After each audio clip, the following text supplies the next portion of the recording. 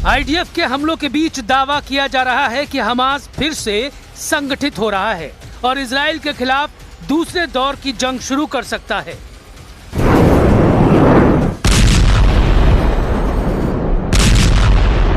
Social media पर यह video तेजी से वायरल हो रहा है। दावा किया जा रहा है कि हमास 7 अक्टूबर को फिर दोहराने वाला है।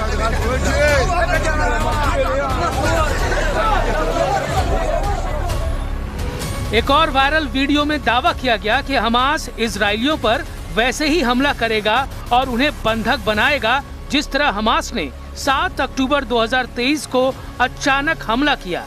इस हमले में 1000 से ज्यादा लोग मारे गए, 250 से ज्यादा लोगों को बंधक बनाया गया। हालांकि इन दोनों वीडियो के जरिए किए दावों की फिलहाल कोई पुष्टि नहीं हुई है।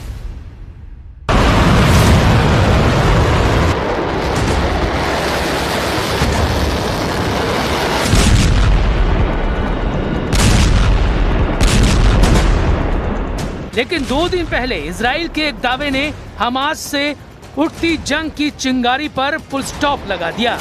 इजराइल ने दावा किया कि उसने एयर स्ट्राइक में हमास लड़ाका यूनिट के चीफ इज़ अल-दीन अल-हद्दाद को मार गिराया है।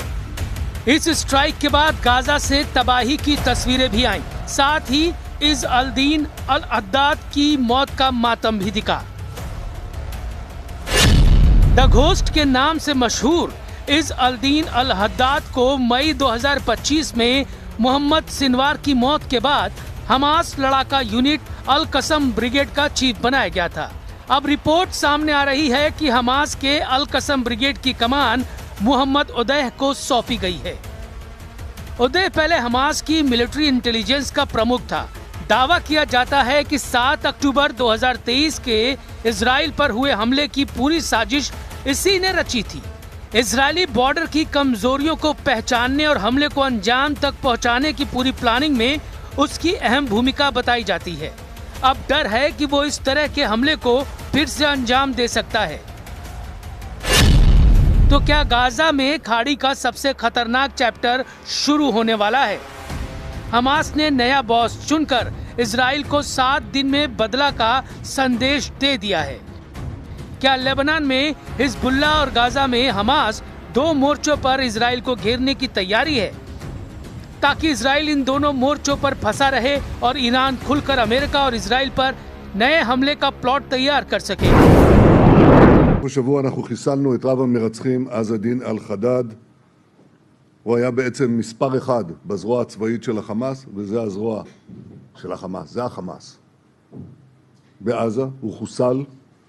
המחבל הנתעב הזה היה אחראי לרציחתם, לפציעתם, לחטיפתם של אלפי אזרחים ישראלים וגם חיילי צה"ל. הוא השתמש בחטיפה, בשבי של החטופים, הוא השתמש בחטופים כמגן אנושי.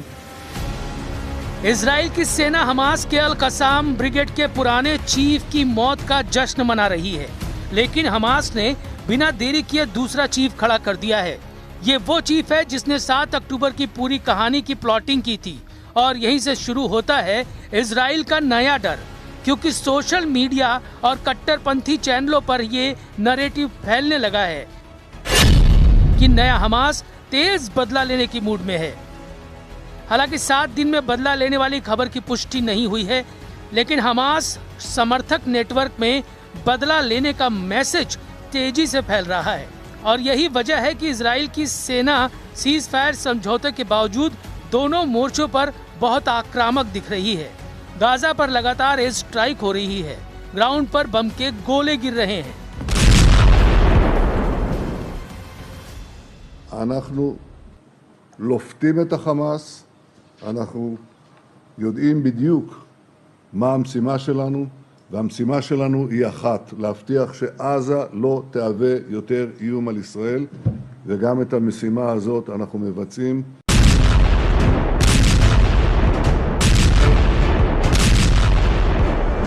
लेबनान में आईडीएफ का मोर्चा इससे कहीं ज्यादा एक्टिव है। हर दिन इजरायली सेना के हमलों के बावजूद हिजबुल्लाह बहुत तेज पलटवार कर रहा है। लेबनान बॉर्डर पर हिजबुल्लाह लड़ाके रॉकेट दाग रहे हैं। हिजबुल्लाह ने दावा किया है कि उसने इजरायली सेना की पोजीशन पर ड्रोन और मिसाइल से भी हमले किए हैं। हालात ऐसे हैं कि जब जब गाजा और लेबनान से इजराइल का सीज फायर समझौता होता है तो हमले की रफ्तार उतनी ही तेजी से बढ़ जाती है। उधर ईरान मोर्चे पर फंसे ट्रंप अभी तक जंग पर फैसला नहीं कर पाए हैं।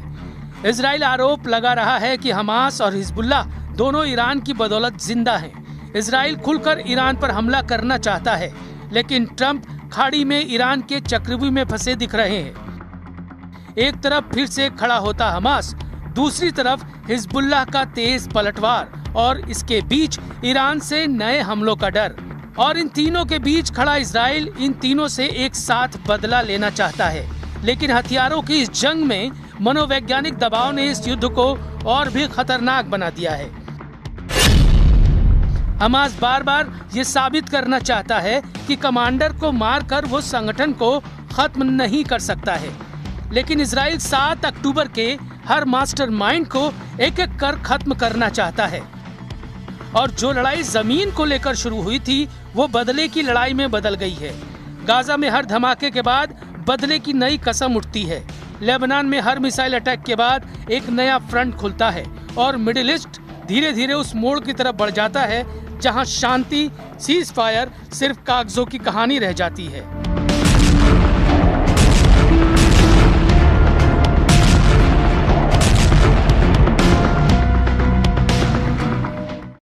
איננו פקוחה גם לגבי איראן. אני אשוחח היום, כפי שאני עושה מדי כמה ימים, עם ידידנו הנשיא טראמפ, אשמע בוודאי רשמים על נסיעתו מסין, ואולי גם על דברים אחרים. בוודאי שיש הרבה אפשרויות, אנחנו ערוכים לכל תרחיש. 7 अक्टूबर 2023 को हमास और इजराइल के बीच जंग शुरू हुई। अगले दिन 8 अक्टूबर को लेबनान में हिजबुल्लाह एक्टिव हो गया। 2 साल जंग लड़ने के बाद अमेरिका ने 2025 में गाजा में सीज फायर का ऐलान किया।